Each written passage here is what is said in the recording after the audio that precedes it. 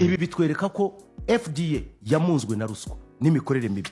This thing buretse gato reka nyir'umupfu ni ufata hanuka reka hano makandi of work FDA Rwanda Standard Board yitwa RICA ukibaza ukavuga utaba abantu kugeza aho ibintu biba gutya. Icyambere aba bantu bagomba no gushinjwa guhombya igihugu ko abantu bakoresha imyenda y'amafaranga y'amadepo y'abantu. Banza witonde gato please. Ibi nago turi muri shamura. Ikirimo ni ikirero. Iki ni ikintu badakwiriye kureba aba investors mu gihe abo twahaye mandate yo kurengera abanyarwanda bakonsoma ibintu ku isoko bari aho ngaho bafunze amakaruvate bakora ubusa kugera kuri next extent. Iri tangazo ryagombaga gusohoka abandi bari bagezemo kare.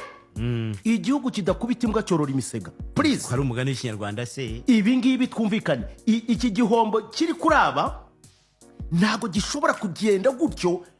This is very dangerous cyambere kuri economy. Aba bantu bafashe imyenda ya banke, aba bantu bakoreshaga abantu, aba bantu buretse gato ubwabo kubavana ku isoko abruptly muri ayo matangazo bitera ubwoba abatekereza ku investinga. This is something dangerous. People, we should say tuvuge ibintu biri seriye. Ubu rero nyirabayazana w'ibi ngibi turabishyira kuri abantu kwicara gusa mu nama bakaba ngo dufashe icyemezo cyo kwivana ku isoko tutarebye abateje ibibazo. What were they doing? Bashinzwe iki? Bakorera iki? Ni bande? Ese ubundi bigeze hano bakora iki? Abaturage baravuga ko igihe cyari kigeze ngo leta igira ikikora ku nganda zo hirya no hino mu gihugu zenga inzoga zo mu bwoko bwa gin zizwi nk'ibyuma zamaze kugaragara ko ziteza ibibazo bikomeye abaturage harimo n'impfu za hato na hato. Kuri iki cyumweru Rwanda FDA yahagaritse inganda 8 zenga inzoga zo muri ubu bwoko. Inkuru irambuye turagezwaho na Karixte Kaberuka. Izi nzoga ingaruka ziri kuzana. Benshi mu banywa izi nzoga zo mu bwoko bwa rikeri bavuga ko igiciro cyazo kiri mu bituma bazigondera.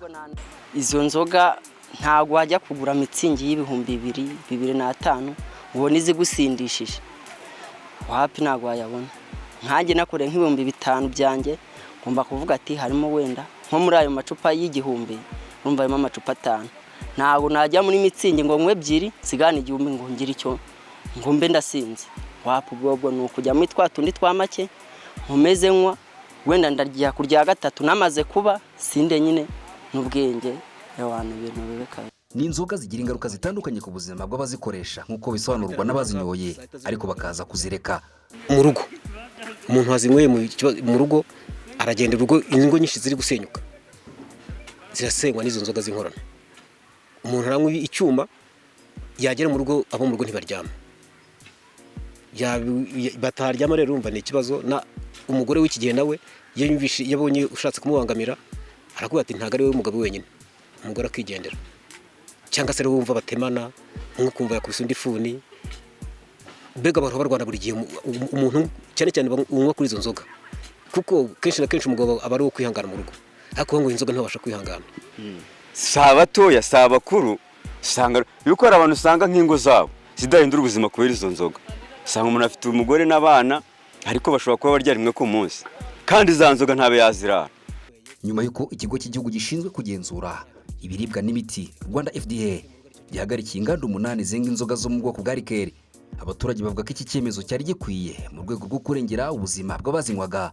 Arega leta ni umubyeyi kandi kibereyeho kuvuga ngo hatagiye haba ho kudukebura twakirara ugasanga twisanze ahantu habi kandi abantu benshi mugenda mubibona kubera iyo mpamvu. Ariko babishyizemo imbaraga zose zishoboka. Nta muntu urusha imbaraga leta nta n'ujya hejuru ya leta. Siko ibintu byagenda neza bikajya ku murongo kandi abantu bagiye bazireka nyuma yuko muvuye ahangaha na nyuma yaho nabo mwabagiye babihera ubuhamya. Avuga ati ziranzoga byagenaga gutya ariko twabaye bashya twabaye abantu bazima ibintu ni amahoro mu muryango. Ndumva rero bakomereza ahangaha ngiye turi kumwe ku giti cyanjye ngiye numva rwose ewana bagomba kubikomeza ku buryo bwose bushoboka kandi mu gihugu hose. Urabona nkanjye ndi umuntu mukuru mu myaka yanjye iri hejuru ya 40 niyo nkiza kubigendamo simba nkiriho. Hari abo tungana bagenda babinywa bakabyimba ibirenge n'abari hasi yanjye. Ubwo rero nshyigikiye ko babica. Ukuntu babica ni uku bashake nyirabayazana ubikora bamwihanize n'ababinywa bazajya babura aho babikura usange biri gucika gutyo.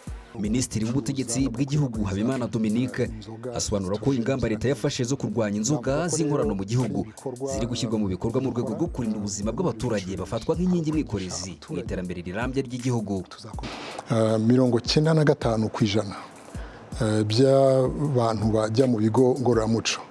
Ubusesenguzi dukora dusanga inzoga ziba zaragize uruhare mu myifatire yatumye bisanga mu bigo ngororamuco. Urumva rero ni ikibazo kitoroshye tutirengagije n'ibijyanye n'ingaruka ku bukungu k'umuntu wabaswe n'ibiyobyabwenge cyangwa n'inzoga. Hari ibyo atabasha gukora, hari ibyo atabasha gutekereza. Niyo mpamvu rero mubona ko twabihagurukiye kuko dushaka kugira umuryango mu by'ukuri utekanye kandi ubasha kwiteza imbere, ukabasha kutujyana muri cya cyerekezo nk'igihugu turimo kandi tudashidikanya yuko tugomba kugeraho. Minisiteri y'Ubuzima igaragaza ko kuva umwaka wa 2026 watangira abantu basaga 500 bakiriwe n'ibitaro n'amavuriro hirya no hino mu gihugu kubera izo nzoga. Muri bo abagera kuri 50 zarabishe, mu gihe abandi basaga 100 bamaze guhuma amaso, ndetse n'izindi ndwara zifata ahanini inyama z'imbere mu mubiri wa muntu. Minisitiri w'Ubuzima Dr Sabin Nsanzimana arasobanura impamvu y'ubwiyongere bw'izi nzoga. Abantu bakora inzoga bihishe mu buryo bw'iterambere ry'inganda nabo baziramo, ku buryo n'umuntu utazi ibintu bya shimi utarigeze anabyiga nawe avuga ati nanjye ndi umushoramari ngiye gukora uruganda, akavanga ibyo ashoboye, rimwe na rimwe akerekana uruganda rwiza yaguze, ariko inyuma agakora ibyo nyine washoboye mu bumenyi bwe bibi, agashyira ku isoko, yabona bigurika ubwo bigakwira hose, ku buryo uje gusura nk'usura uruganda uzasanga imashini z'uruganda nziza zisa neza. Ubwo uruganda rugomba kuba hari ibintu ruri gukora bizima. Ibi biri mu byatumye hafatwa ingamba zo gufunga inganda 8 ku ikubitiro. Gusa Minisitiri Sabin asobanura ko iki gikorwa kizakomeza. Izi nganda hari n'izo utakwita inganda mu by'ukuri.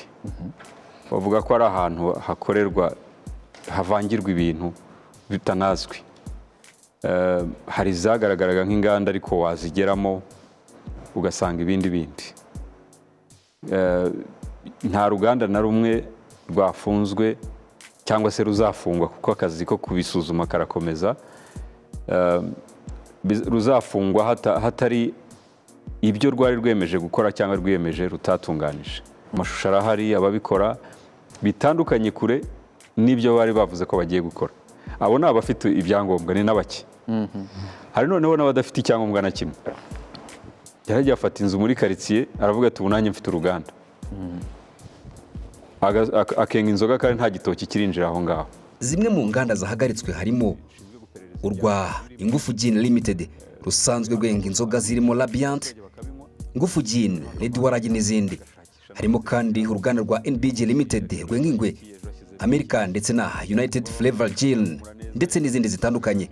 Hakaza kandi inganda zirimo Africana Buffalo Limited rusanzwe rwenga Africana Buffalo Gin.